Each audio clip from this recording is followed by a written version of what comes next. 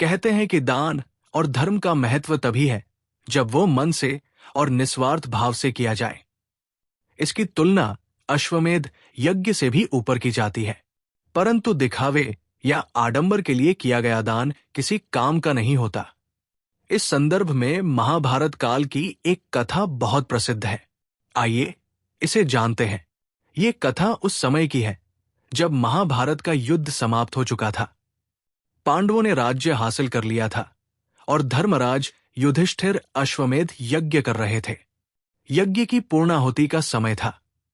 यज्ञ मंडप में सभी विद्वान, महर्षि और महात्मा उपस्थित थे।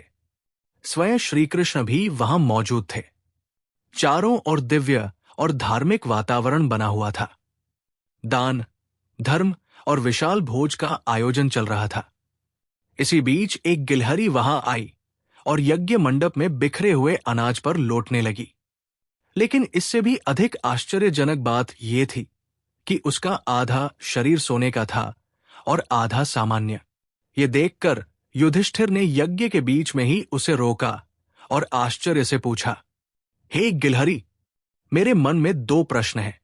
पहला, तुम इस यज्ञ मंडप में अपनी देह को अनाज पर लोटा क्यों रही हो? और दूसरा, तुम्हारा आधा शरीर सोने का कैसे है? ये कैसी माया है? गिलहरी ने युधिष्ठिर की ओर मधुर मुस्कान के साथ देखा और कहा, महाराज युधिष्ठिर, आपका प्रश्न बहुत सार्थक है। फिर आगे वो कहने लगी, आपके यज्ञ मंडप से 10 कोस दूर एक ब्राह्मण रहता है। एक दिन उसके घर एक भिक्षुक आया और अन्नदान मांगते हुए कहा, मैं भूखा हूं, मेरी भूख शांत कराइए। लेकिन वो ब्राह्मण और उसका परिवार स्वयं 3 दिनों से भूखा था।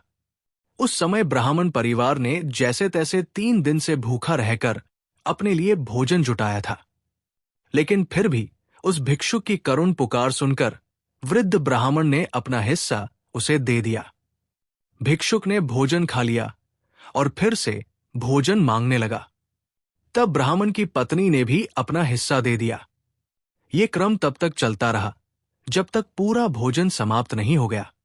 सभी ने अपने हिस्से का भोजन उस भिक्षुक को दे दिया। वो भिक्षुक भोजन करके चला गया। उसी समय मैं उन बिखरे हुए अन्न के दानों के ऊपर से गुजरी।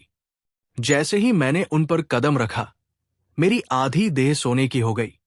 तभी मुझे अश्वमेध यज्ञ के बारे में पता चला।